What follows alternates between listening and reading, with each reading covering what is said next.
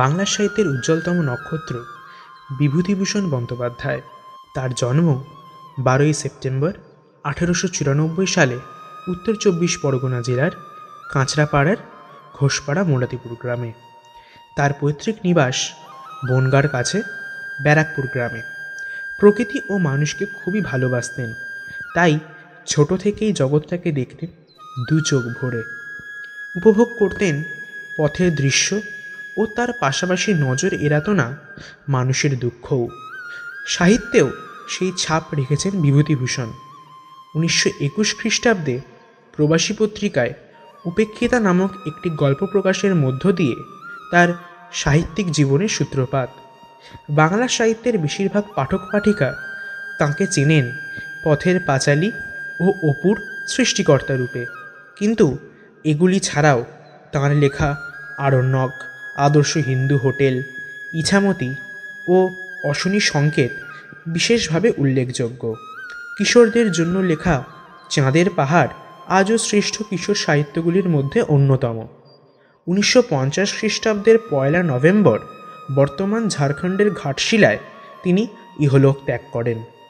আজ তার লেখা এক মর্মস্পর্শী ছোট গল্প ফকির। গল্পের সূত্রধার আমি ঋষভ, গল্প পাঠ আবহ এবং অন্যান্য চরিত্রে প্রবীর। ধূমপান অথবা অন্য কোনো মাদকদ্রব্য সেবন স্বাস্থ্যের পক্ষে ক্ষতিকর এবং শ্রোতাদেরও এর থেকে নিরাপদ দূরত্বে থাকতে অনুরোধ জানানো হচ্ছে।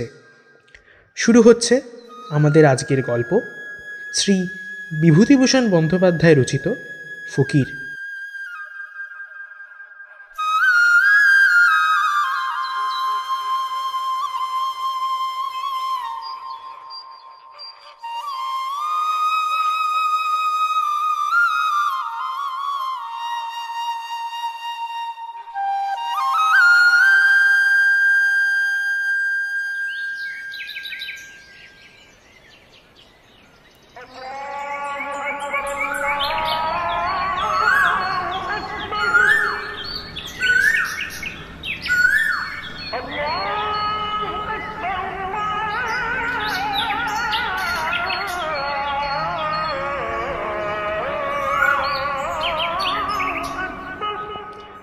ইচুমণ্ডলের আজ বেজায় সর্দি হয়েছে।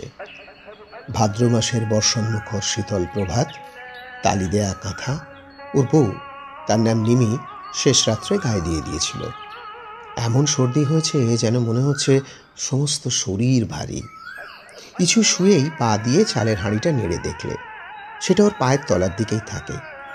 হাঁড়িতে সামান্য কিছু চাল আছে বলে মনে হলো তার। ইচু বললে, আজ আর জনে যাব না, একটু পানি দে দেখি। ওর বউ বললে, তো জনে যাবে না তো চলবি কিসি? কেন রে, চাল তো রয়েছে তোর হাঁড়িতে, সজনে শাক মাক সেদ্ধ কর আর ভাত, নুন আছে, ওই একটু এমনি পড়িয়ে আছে মালাটার তলায়, তবে আর কি, পানি দে, নামাজ করি। কিছু জল দিয়ে হাত মুখ ধুয়ে অজু শেষ করে ফজরের নামাজে বসে গেল।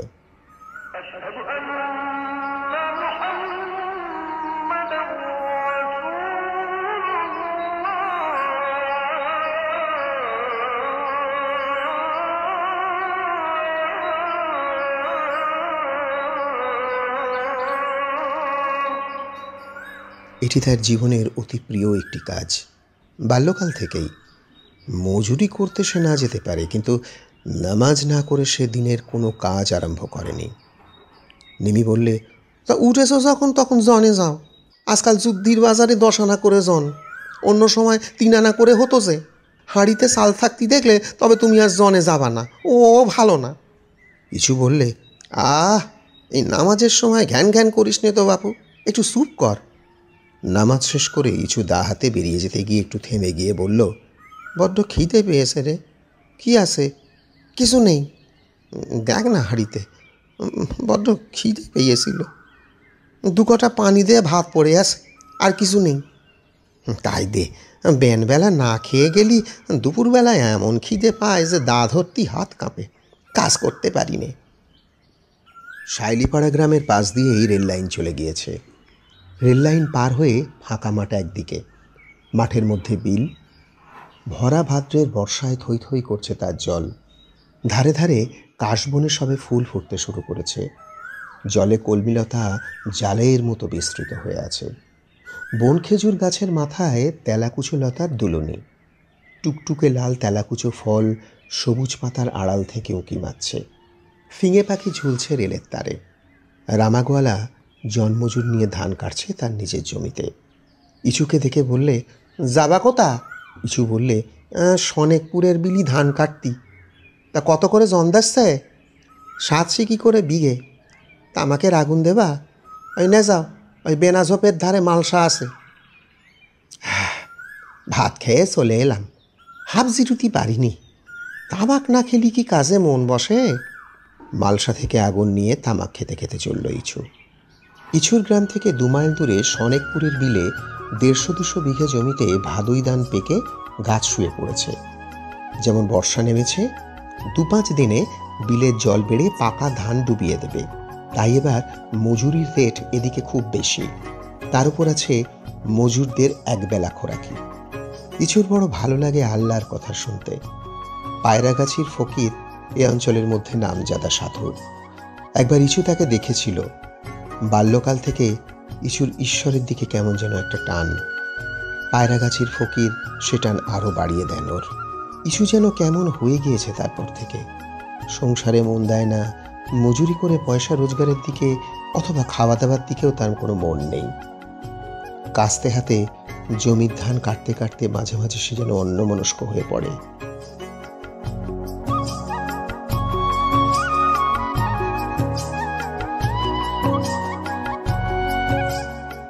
অনেকে তা নিয়ে তাকে খ্যাপায়, বলে, ইছু শেষকালে ফকির হবা নাকি? ইছু মুখে কিছু বলে না, চুপ করে থাকে। সে নিতান্ত ভালো মানুষ, কারো কোনো কথার প্রতিবাদ সে করতে পারে না। মজুরির রেট নিয়ে দরাদরি করতে পারে না বলে অনেকে ওকে ঠকিয়ে কাজ আদায় করে। বিনা মজুরিতে অনেক সময় খাটিয়েও নেয় ওকে। ইছু, আমার বাড়ির চাল কুমড়োটার মাচাটা তুমি থাকতে নষ্ট হয়ে যাবে। কেন চাচা, কি হয়েছে? আরে খুঁটিগুলো সব পুড়িয়ে গেছে। তা ও বেলায় সে করে দেবানি চাচা? ইছু কথা ঠিক রাখত নিজের। যাকে যা বলবে তা সে রাখবার জন্য প্রাণপণে চেষ্টা করবে, এটা সকলেই জানে। মহাজনে 2-3 বিষ ধান মুখের কথায় ওকে দিয়ে দিত। এ পর্যন্ত সে কারো টাকা বা ধান মেরে দেয়নি। একবার পাশের গ্রামের মুখুজ্জেদের জমির ধান সে ভুল করে কেটে ফেলেছিল।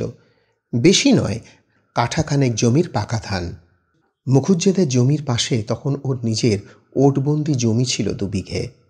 মুখুজ্জে মশাই যখন জানতে পারলেন তার জমির ধান কে কেটে নিয়েছে, তখন একবারে হইচই জুড়ে দিলেন। কে ধান কেটেছে সন্ধান করতে পারলেন না, কারণ সবারই তখন ধান কাটার সময়, সকলের বাড়িতেই ধান। কার ধান তিনি গিয়ে ধরবেন? 2 দিন পরে ইছু গিয়ে সন্ধেবেলায় তার বাড়ি এসে হাজির হলো। মুখুজ্জে মশাই বললেন, কে রে ইছু, কি মনে করে? ইছু বললে, সালাম বাবু, একটা বড় ভুল করি ফেলিছি। আগে আপনার জমির ধানটা কাটাখানে কেটে ফেলে ঘরে নিয়ে গিয়ে তুললাম।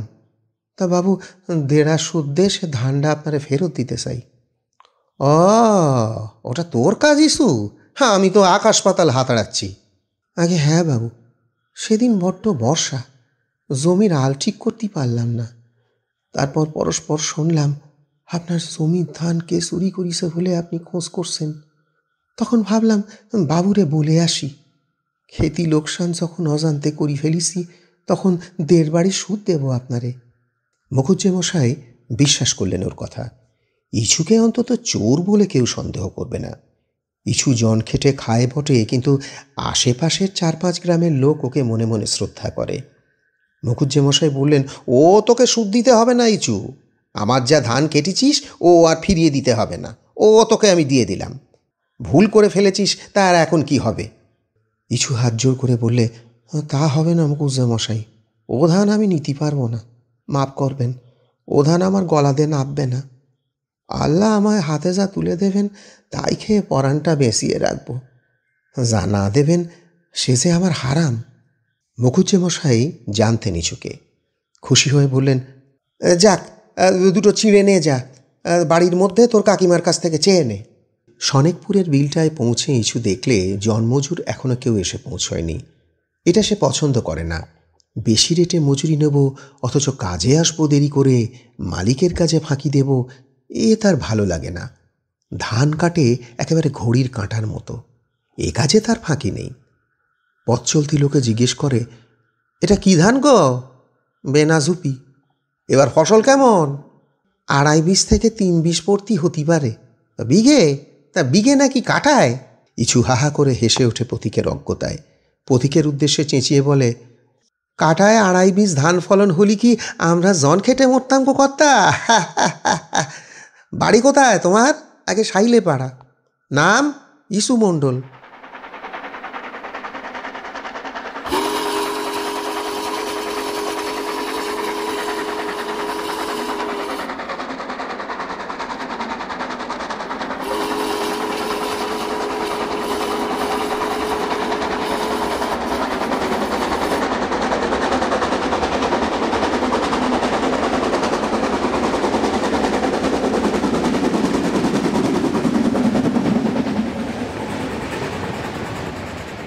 বেলা 2:30-টের গাড়ি দূরের রেল লাইন দিয়ে গড়গড় করে চলে গেল। জন্মযুদ্ধের জন্য জমির মালিক খাবার পাঠিয়েছে। একজন লোকে বাঁকে ঝুলিয়ে 8 ক্রোশ দূরবর্তী সনেকপুর গ্রাম থেকে কাঁসার জামবাটিতে সাজিয়ে এনেছে গরম ভাত, কুমড়োর ঘণ্ট ও কুচো চিংড়ি ভাজা। এ সময় ভালো খেতে দিয়ে মন খুশি করা মানে বেশি কাজ আদায় করা ওদের কাছ থেকে। জমির মালিকেরা তা জানে। আখের মুণ্ডল খেতে খেতে বললে, আজ একটু সকাল সকাল যাব, মোর ঘরে নুন নেই। বাজার থেকে নুন না নিয়ে গেলেই বাস কাজ খেতে পাবে না। তা নুন কনে বাবা? বাজারে কালো খোঁজ করিছি, নুন মেলে না। ও মা, আলুনি খেয়ে খেয়ে মুখি তো একেবারে পোকা পড়ি গেল। আর অন্ধকারে খেয়ে খেয়ে সকি ঢেলা বেরোলো। এরা চিনির তেলের মুখ যে কতকাল দেখিনি। কুমড়ো ঝালটা করেছে বেশ।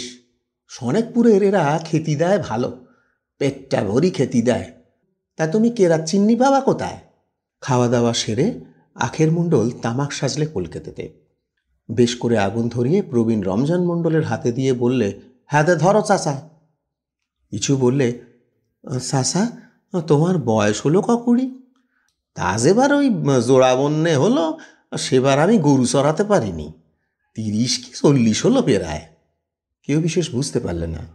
জোড়া বন্যা কত বৎসর পূর্বে কোন সালে হয়েছিল কেউ তা জানে না। রমজানের বয়স কম করে হলেও 70 ছাড়িয়েছে। যখন সে গরু চড়ায় তখন এরা কেউ জন্মায়নি। সংখ্যা সম্বন্ধে জ্ঞান এদের নিতান্তই সীমাবদ্ধ। তারপর বেলা যায় যায়, 5টার গাড়ি গড়গড় করে মাদলার বিলের ওপর দিয়ে চলে গেল।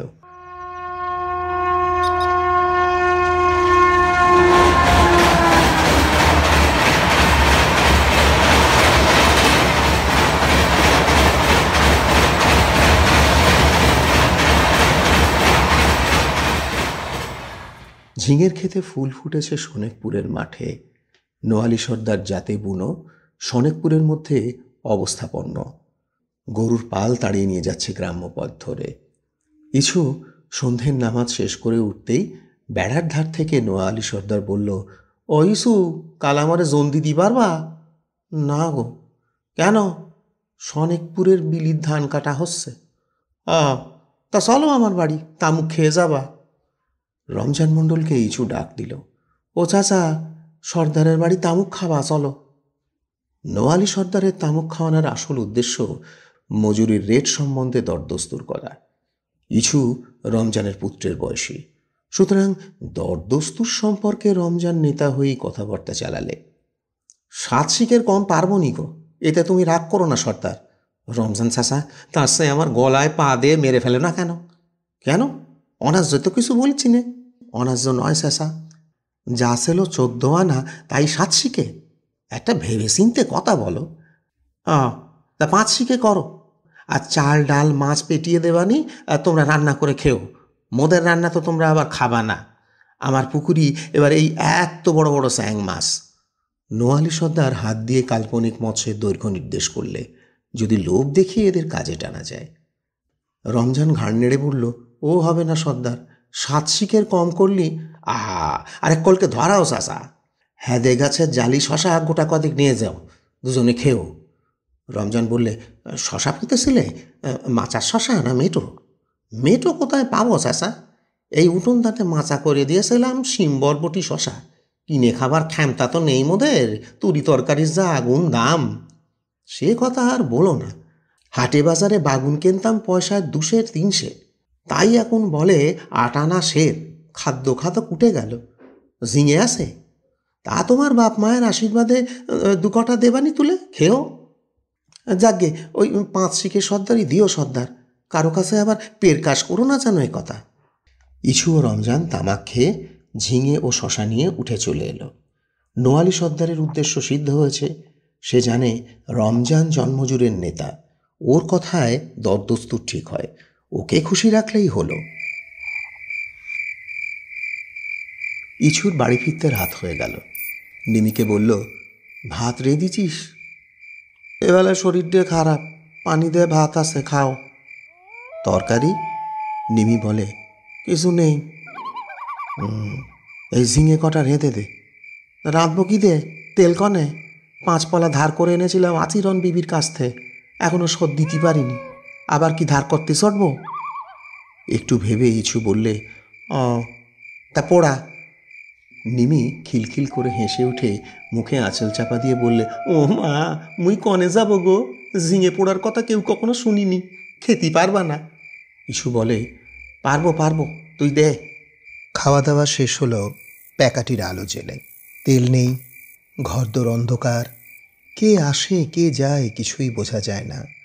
কচু ঝাড়ে কেঁকো ঝাঁকার ঝোপে জোনাকি জ্বলছে, উঁচু নিচু উঁচু নিচু, দেবতা ঝিলিক মারছে। রাত্রে বৃষ্টি হবে বোধহয়। ভাদ্রের গুমোট গরম। সারা দিনের হাড় ভাঙা খাটুনির পরে ইছু যেমন মাদর পেতে শুয়ে পড়েছে, তখনই রাজ্যের ঘুম এসেছে ওর চোখে। আর ইছুর জ্ঞান নেই।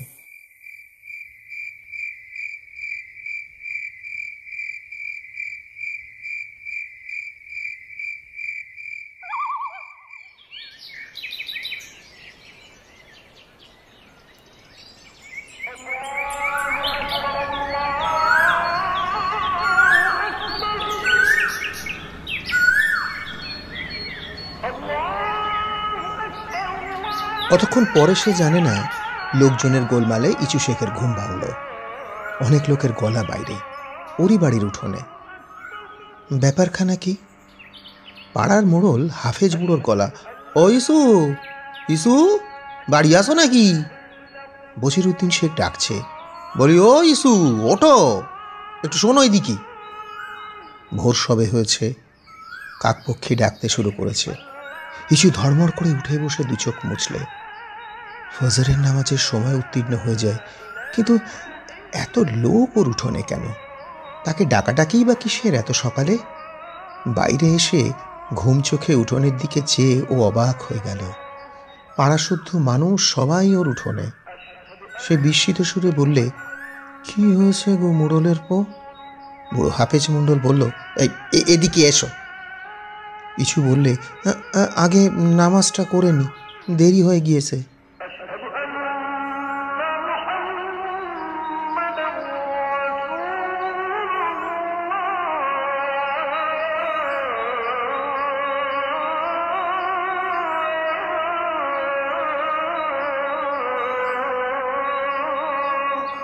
ইছু ঘরের পিছনের দাওয়ায় নামাজ সেরে নিয়ে আবার সামনে এলো। সবাই ওর দিকে একসঙ্গে এগিয়ে এলো। সবাই মিলে ওকে যেন কি বলতে চায়। ইছু ক্রমেই উদ্বিগ্ন হয়ে উঠেছে। ওর বুকের ভেতরটা ঢিপ ঢিপ করছে। ভয়ও হয়েছে ওর। নিমি বা এ সময় কোথায় গেল? হয়েছেটা কি? অন্য সবাইকে থামিয়ে দিয়ে হাফেজ বললে, এসো এসো এসো মোর সঙ্গে। ইছু শেখ ওদের পেছনে পেছনে কলের পুতুলের মতো চলল। রেল লাইন দিয়ে হেঁটে যাচ্ছে সকলে। নাবাল ক্ষেতের 1 হাঁটু জল পার হয়ে সবাই রেল লাইনে উঠল। একটা খেজুর ঝোপের আড়ালে রেল লাইনের ওপর উঠে সবাই থমকে দাঁড়ালো। হাফেজ ডেকে বলল, এচো, এখানে এখানে এসো। কি ব্যাপার?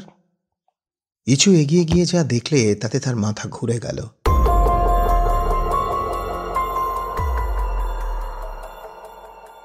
সে নিজেকে পড়তে পড়তে সামলে নিলে। রেল লাইনের ওপর একটা রক্তাক্ত মৃতদেহ, গলা সামনের দিকে গভীরভাবে কাটা, দেহের সঙ্গে একটি অস্বাভাবিক কোণের সৃষ্টি করে চিত হয়ে পড়ে আছে। মৃতদেহটা নিমির। তারপর তার আর ভালো কিছু মনে পড়ে না। গ্রামের লোকে মিলে তাকে কত কিছু প্রশ্ন করতে লাগলো। সে কোথায় ছিল, নিমি কতক্ষণ ঘরে ছিল, নানা প্রশ্ন। নিমি রেলে গলা দিয়ে মরেনি, তাকে নাকি খুন করে টেনে এনে রেল লাইনে শুয়ে রাখা হয়েছে। তার চিহ্নও পাওয়া গিয়েছে। ইচু বুঝতে পারলে তার উপর অনেকের সন্দেহ এসে পড়েছে। পাশের গাঁয়ে দফাদারদের সংবাদ দিতে লোক যাবে এক্ষুনি। তার আগে ইচুকে একবার জিজ্ঞেস করা দরকার। সে কোথায় ছিল তা জানা দরকার। সেই জন্যেই গ্রামের লোক তার বাড়িতে গিয়ে ডাকাডাকি করছিল। ইচু মাথায় হাত দিয়ে বসে পড়ল, বলল, মুই কিছু বলতে পারি না চাচা, আল্লাহ জানে, মুই তো মরার মতো ঘুমুতি নেগে গেলাম। বাউরি কিছু বললে? ঝগড়া হইল? কিছু না চাচা। বউ ঘরে শুয়েল? ইচুর মনে এবার একটা ভয়ানক সন্দেহ উঁকি মারলে। এসব প্রশ্ন কেন করে তাকে লোকে? বচিরউদ্দিন শেখ এগিয়ে এসে ওকে উঠিয়ে বলল, মোর কথা সবাই শোনো, আমাদের ইসু সেরকম লোক নয়। চলো এক্ষুনি বনগাঁয়ে ওকে নিয়ে মোক্তারবাবুদের কাছে যাই। বিহিত কথা তারাই বলবে, তাদের পরামর্শটা তো লেয়া একবার দরকার নাকি? এখানে থাকলি এক্ষুনি দফাদার এসে ওকে বাঁধবে। তার আগে চলো মোরা ৬-৭ জন ওরে নিয়ে বনগাঁয়ে যাই, পরামর্শ লিয়ে ফেলি, পুলিশ গ্রেপ্তার করার আগেই। তা কে কে যাবা? দেখা গেল প্রায় সকলেই যেতে চায়। কিছু ভগ্নস্বরে বলে, কিন্তু উকিল মোক্তারবাবুদের টাকা মুই কণ্ঠে দেব? মোর হাতে ১ টাকা আছে কালকে জনের দরুন, তাতে হবে? হাফেজ বললে, ও টাকার জন্যই তোমার ভাবনা হচ্ছে কেন? তোমার জান যদি মাসে যে কত টাকা হবে সে ভাবনা মোদের। তুমি চলো দিনি। কি বলো বচিরুদ্দি? বচিরুদ্দি বললে, তা নিশ্চয়, টাকার জন্যে তুমি ভেবনি, সে মোরা দেখব। হাফেজ বললে, রেল লাইন ধরে চলো, যাওয়া যাক। সোজা রাস্তা দিয়ে গেলে পুলিশ ওরে ধরবে। বেলা 7:30টার মধ্যেই ওরা বনগ্রামের বড় মোক্তার রামলাল চাটুর্যের বাসায় এসে পৌঁছে গেল। রামলালবাবু বেশিক্ষণ ওঠেননি, সে রেস্তায় বসেই চা খাচ্ছেন এবং মুহুরী দুলাল চক্রবর্তীকে বিলম্ব করে আসার জন্য তিরস্কার করছেন। হাফেজ মণ্ডল সামনে এগিয়ে এসে নিচু হয়ে ডান হাত তুলে কপালে ঠেকিয়ে বলল, সালাম বাবু। চাটুর্যে মশাই বললেন, কি ব্যাপার, বাড়ি কোথায়? হাফেজ মণ্ডল বললে, আগে বিপদে পড়ে এলাম বাবুর কাছে, বড় বিপদে পড়ে গিয়েছি, খুনের ফ্যাসাদ। রামলালবাবু প্রবীণ মোক্তার, মোক্তারি ব্যবসায় চুল পাকিয়েছেন। শক্ত কেসে লোকে যখন পড়ে তখন দিকবিদিক জ্ঞান শূন্য হয়ে পয়সা খরচা করে। ধীরভাবে সে পয়সা কি করে আদায় করতে হয় সেটা তিনি খুব ভালোভাবেই জানে। সুতরাং একটা সিগারেট ধরিয়ে, প্রবীণ হলেও রামলালবাবু তামাক খান না, সিগারেট খোর, আরাম করে একটা টান দিয়ে গভীরভাবে বললেন, খুন? তা কিরকম খুন? হাফেজ ইছুর দিকে আঙুল দেখিয়ে বললে, আগে মোক্তারবাবু, এই লোকের বউকে গলা কাটা অবস্থায় কাল রাতে রেল লাইনে পাওয়া গিয়েছে। ওর নাম কি? ইসু। ও রাত্রে কোথায় গিয়েছিল? আগে বাড়িতেই শুয়েছিল বাবু। তা বউয়ের স্বভাব চরিত্র কেমন? হাফেজ চুপ করে রইল। সে প্রবীণ লোক, গ্রামের মোড়ল, তার মুখ দিয়ে আর ও কথা বার হয় কেন? বচিরুদ্দিন শেখ পাশ থেকে ঈষৎ গলা খাঁকড়ে দিয়ে বলল, বাবু, ভালো না। কিছু অবাক হয়ে বচিরুদ্দির মুখের দিকে চেয়ে রইল। নিমির স্বভাব চরিত্র ভালো ছিল না? কই, এতদিনে তো সে কিছুই জানে না। সে নিমির স্বামী, সেই কেবল জানে না, আর সবাই জানে। হাফেজ চুপ করে রইল। বচিরুদ্দিন বলে যেতে লাগলো, বাবু, এ লোক বড় ভালো মানুষ, নিরীহ ভালো মানুষ, ও কিছু জানে না এসবের কথা, ওকে খুনও ও করেনি। রামলাল মোক্তার বাধা দিয়ে ধমকেশ্বরে বললে, তুমি কি করে জানলে? তোমাকে কি ডেকে নিয়ে গিয়ে লোকে খুন করবে নাকি? তুমি যা জানো তাই বলো, যেটা জানো না তা নিয়ে জ্যাঠামি করতে এসো না। যাও যাও, ওখানে গিয়ে বসো। পরে হাফেজের দিকে চেয়ে বললেন, তা তুমি কি জানো বলো মোড়ল। বচিরুদ্দির অবস্থা বিপর্যয়ে হাফেজ এবার একটু ভয় খেয়ে গেল। সমীহ করে সংযত হয়ে বলল, আগে বাবু যা বলেছেন তাই অতি লেজ্জ কথা, তবু ইস্যু আমাদের লোক ভালো, সবাই কথা জানে। আপনি সব লোককে জিজ্ঞাসা করো, সবাই ওই একই কথাই বলবে। রামলালবাবু এবার সিগারেটে একটা টান দিয়ে বললেন, ঘটনাটা বলো। হাফেজ এবার ঘটনার বর্ণনা করলে। ইস্যু মণ্ডলের মুখে সে যা শুনেছে তাই সে বললে। জন খেটে এসে অঘরে ঘুমোচ্ছিল, সবাই ডেকে ওর ঘুম ভাঙায়। ও বলেছিল রাত্রে ঘুমে অচৈতন্য হয়ে পড়েছিল, তারপর কি হয়েছে না হয়েছে ইচু কিছুই জানে না। শোবার আগে ও স্ত্রী ওকে ভাত খেতে দিয়েছিল, ঝগড়া বিবাদ হয়নি। আত্মহত্যা নয়? আগে না বাবু, গলায় অস্তরের দাগ দেখলেই তো বোঝা যায়, গলা কেটে রেল লাইনে ফেলেই রেখে গেছিল। রামলালবাবু বললেন, অন্তত তাই প্রিজাম্পশন হবে, পুলিশেও তাই বলবে। তা লাশ কে দেখে আগে? বাবু, এই মোর ভাই আর নবী শেখ সকালে রেল লাইনের ধারে নালায় মাছ ধরতে যাচ্ছিল, তারাই দেখতে পায়, পেয়ে হন্তদন্ত হয়ে ছুটে এসে আমারে খবর দেয়। মুই তখনই দৌড়ালাম লাইনের ধারে। আচ্ছা বুঝেছি, থাক, সুরত হাল আগে হয়ে যাক, তারপর দেখা যাবে। গ্রামের দফাদারকে খবর দিয়ে এসেছ তো? তা বেশ করেছ। বড্ড শক্ত কেস, সন্দেহ গিয়ে ইচু মণ্ডলের উপরই পড়বে। বউয়ের স্বভাব চরিত্র ভালো ছিল না, ভালো মানুষ হঠাৎ রেগে উঠলে এসব ক্ষেত্রে ভয়ঙ্কর হয়ে ওঠে কি না? তা তোমরা কি লুকিয়ে চলে এসেছো? হ্যাঁ বাবু। তাহলে একটা কথা তোমাদেরকে শিখিয়ে দিই। ইচু, আগে বাবু এদিকে এসো। আগে। ইচু এগিয়ে গিয়ে সেলাম করে দাঁড়ালো, তার পা দুটো ঈষৎ কাঁপছে।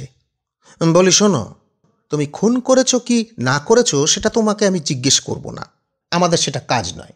আমরা ধরে নেব তুমি খুন করনি, কিন্তু পুলিশে তো তা শুনবে না। তোমাকে আজ সম্ভবত রাস্তায় যেতে যেতেই গ্রেপ্তার করবে, তোমায় স্বীকার করানোর জন্য নানা রকম চেষ্টা করবে, কিন্তু তুমি কিছুতেই বলো না যে তুমি খুন করেছো, স্বীকার কিছুতেই করবে না। করেই যদি থাকো, আবার যদি নাই করে থাকো, বুঝলে, কিছুতেই স্বীকার করবে না তুমি খুন করেছো। যাও, এখন সাবধানে যাও দেখি। হাফেজ বললে, বাবু পুলিশে ধরলে ওরা রাখবে কনে? রাখবে হাজতে, যতদিন না বিচার শেষ হয়। তবে এখানে শেষ বিচার হবে না, দোষী প্রমাণ হলে দায়রায় চালান হবে যশোরে, সেখানে জজ সাহেব বিচার করবেন। বাড়ি গিয়ে পয়সা কড়ি জোগাড় করো গিয়ে, বড্ড ফ্যাসাদে পড়ে গিয়েছো, অনেক টাকার খেলা। হাফেজ ও বছিরুদ্দি সব শুনে যেন মাটির মধ্যে বসে গেল। বনগাঁয়ে মুক্তারবাবুর টাকায় জোগাড় হয় না, আবার যশোর জেলায় কোর্টের উকিলবাবুদের টাকা গরিব গ্রামের লোকের চাঁদায় কি জোগাড় হয়ে উঠবে? না, ইচুকে বাঁচানো বড্ড মুশকিল হয়ে পড়ল। এতক্ষণ পরে ইচু কথা বললে, এতক্ষণ সে একটি কথাও বলেনি। এবার সে হাত জোর করে বললে, বাবু মোর একটি কথা বলার আছে। ওর মুখের দিকে সবাই চাইলে, মুক্তারবাবুও চাইলেন। এইবার বোধহয় সব কিছু প্রকাশ করতে চাইছে লোকটা, এরকমভাবেই বলে, তিনি জানেন। হাফেজ ও বছিরুদ্দি মুখ চাওয়াচাই করলে। কি জানি কি আছে ওর পেটে, মানুষকে তো সব সময় বাইরে থেকে চেনা যায় না। রামলাল মুক্তার জিজ্ঞাসু দৃষ্টিতে ওর দিকে তাকালেন, ভাবখানা এইরকম, বলে ফেলো বাপু, যা আছে পেটে বলে ফেলো, অমন অনেক ঘুঘুই আমরা দেখলাম, এখন তুমিই বাকি আছো। ইস্যু রামলালের পা দুটো জড়িয়ে ধরে বললে, বাবু মোর একটা দরবার আছে, যাতে হয় আপনি সেটা দেখবেন। মুই গরিব লোক, জন খেটে খাই, আপনার পয়সা হয়তো মুই দিতে পারবো না, গরিব বলে দয়া করে একটা একটা আবদার রাখবেন মোর। আল্লাহ দিন দুনিয়ার মালিক, আপনার ভালো করবে। হা পা ছুঁয়ো না, ছাড়ো। কি কি কি কি বলো বলো। বাবু যেখানে মোরে রাখে যা করে কোনো ক্ষতি নেই, কিন্তু বাবু আপনি এইটি তাদের বলিয়ে দেবেন, ব্যবস্থা করে যেন 5 ওয়াক্ত নামাজ যেন আমি সেখানে পড়তে পারি। আমার আর কিছু বলার নেই বাবু, আর কিছু বলার নেই। রামলালবাবু সেরেস্তায় বজ্রপাত হলেও লোকটা অতটা চকিত হতো না। হাফেজ ও বছিরুদ্দি আবার পরস্পরের মুখ চাওয়াচাই করলে। ঘুঘু মুক্তার রামলাল চাটুজ্জে হাঁ করে ইছুর দিকে চেয়ে রইলেন। এরকম কথা এ সময় তিনি একজন সামান্য গ্রাম্য লোকের মুখ থেকে আশা করেননি। যে খুনের দায়ে আজই পুলিশ হয়তো তাকে গ্রেপ্তার করবে। আজ বাদে কাল যাকে দায়রায় চালান দেওয়া হবে, শত অসুবিধায় অর্থনাশ, নির্যাতন যার সামনে, আর আইনের খাড়া যার মাথার ওপর ঝুলছে নিষ্ঠুর নিয়তির হৃদয়হীন রক্তাক্ত ইঙ্গিতের মতো। রামলালবাবু সেদিন বার লাইব্রেরিতে গল্প করেছিলেন। সত্যি অবাক হয়ে গেলাম ভায়া, যখন লোকটা ও কথা বললে, যাকে আজ পথেই পুলিশ অ্যারেস্ট করবে, কাল পূর্বে হাজতে, যার সব যেতে বসেছে, সে যে ওই ধরনের একটা রিকোয়েস্ট করতে পারে তা আমার মাথায় আসেনি ভাই। আমি আগে ভেবেছিলাম বুঝি কনফেস টনফেস করবে, সামান্য একজন লোক। আমার চোখে কিন্তু জল এসে গেল ভায়া।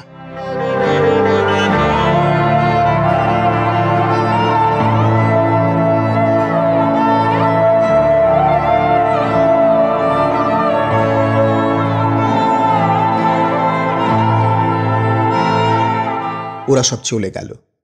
ইচু শেখকে ওরা বাজার থেকে পেট ভরে তেলে ভাজা সিঙাড়া, কচুরি আর মুড়ি খাওয়ালে।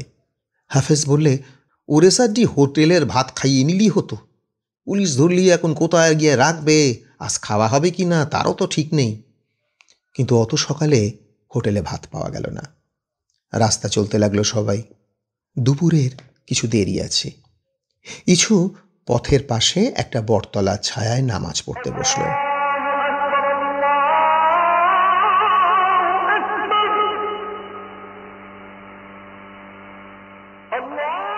আর কোনো কথা ওর মনে থাকে না। ঝিরঝিরে হাওয়ায় আজ পথের ধারের গাছতলায় অপূর্ব আনন্দ ও শান্তি নেমে আসে নামাজের সময়। সে সব ভুলে যায়, চোখে যেন জল আসে।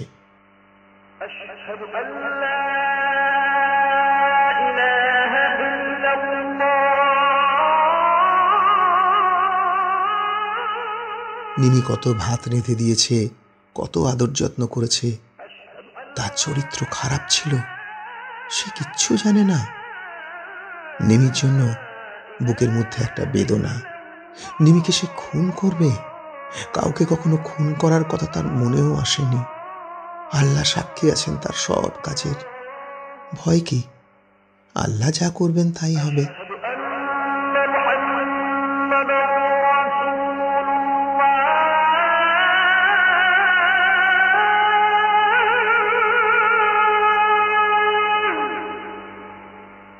রাস্তায় পুলিশ ওকে ধরলে না।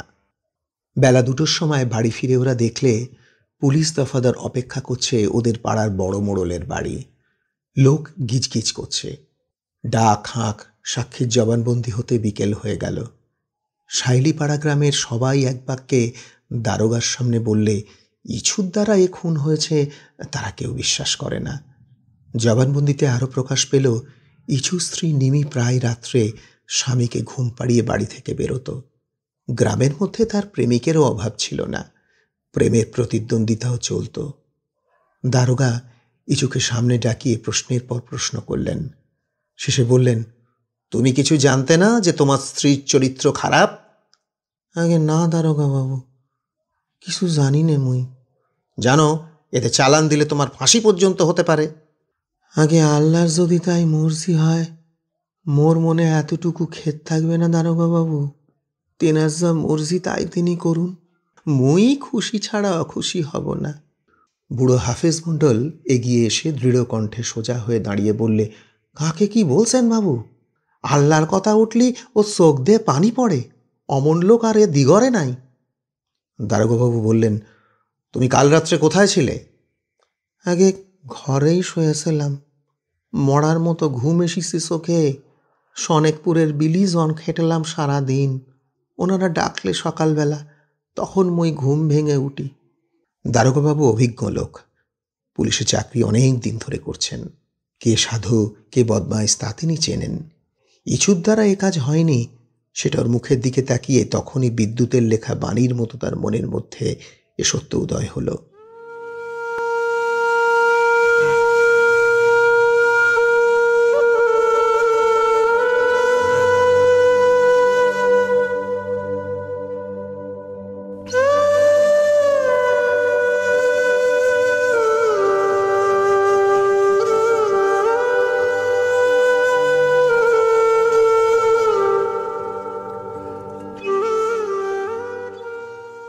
সেই সন্ধ্যায় ইছু নামাজ সেরে ভাঙা খালি ঘরে ঢুকতেই ওর প্রাণটা হা হা করে উঠল। নিমি, ও নিমি, মোরে ভাত এনে দে। সে আপন মনেই ডাকল। নিমিকে সে কত ভালোবাসতো। যে যা বলে সেসব অবিশ্বাস করে না, বিচার করার সে কেউ নয়। নিমিকে সে ক্ষমা করে দিয়েছে। নিমি, ও নিমি, মোরে ভাত এনে দিলি নে, দে না দুটো ভাত, মোর বড্ড খিদে পেয়েছে রে, আমাকে দুটো ভাত দিবি?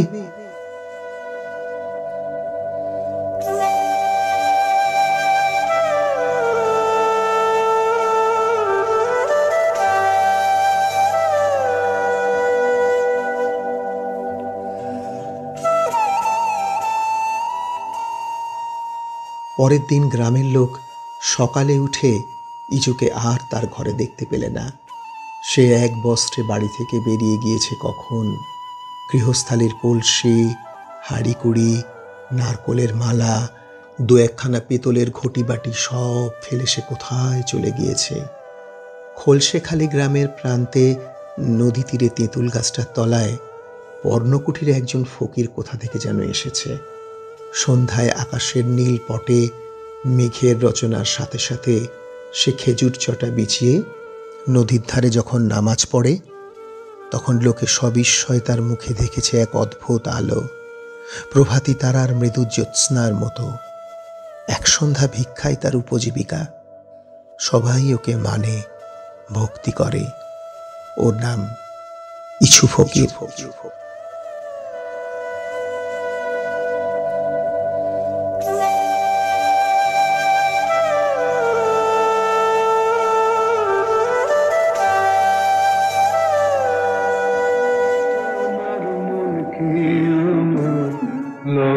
সুপথে গুরু দোহাই তোমার মনকে আমার লওনা সুপথে, গুরু তোমার দয়া বিনে তোমার দয়া বিনে তোমায় সাধব কি মতে, ও গুরু সাধব কি মতে, গুরু দোহাই তোমার মনকে আমার লওনা সুপথে। তুমি যারে হগু সদয়, সে তোমারে সাধ